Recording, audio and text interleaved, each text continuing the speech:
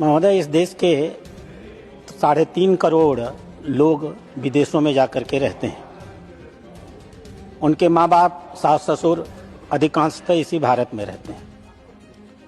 ये जो भी बाहर और विदेश पढ़ने गए और नौकरियां किया, वो सिर्फ अपनी योग्यता के आधार पर गए हैं, ऐसा नहीं है।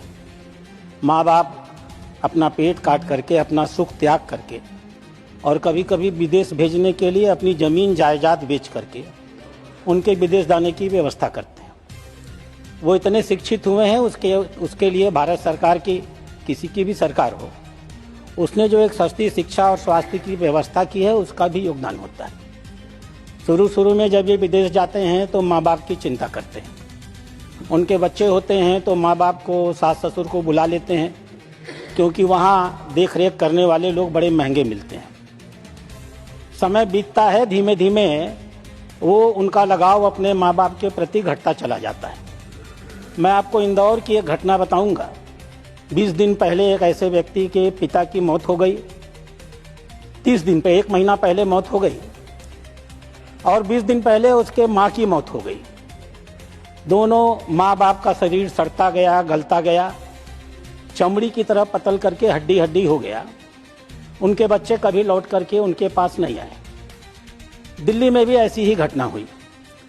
24-25 के आंकड़े बताते हैं कि ऐसी तकरीबन 500 घटनाएं इस देश में ऐसी होती हैं जिनके बच्चे विदेश पढ़ते हैं और जीवन के अंतिम काल में उनके जीवन का सारा सुख चला जाता है और पीड़ांतक मौत उनको अकेलेपन में प्राप्त होती है। सरकार ने एक नियम बनाया था, maintenance and welfare of parents and senior citizen act 2007 में।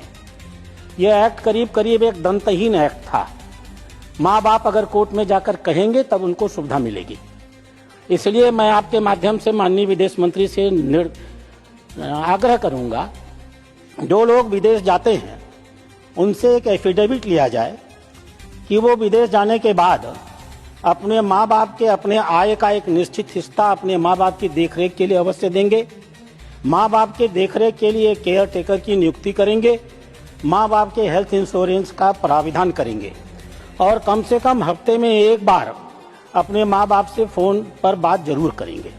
यह भी प्राविधान किया जाना चाहिए कि हर 6 महीने में माँ बाप से एक सर्टिफिकेट लिया जाए, सर्टिफिकेट ऑफ फुलफिल्ड ऑब्लिगेशन।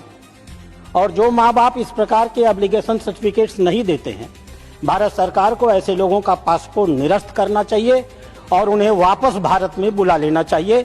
मैं आपसे यही आग्रह करता हूँ।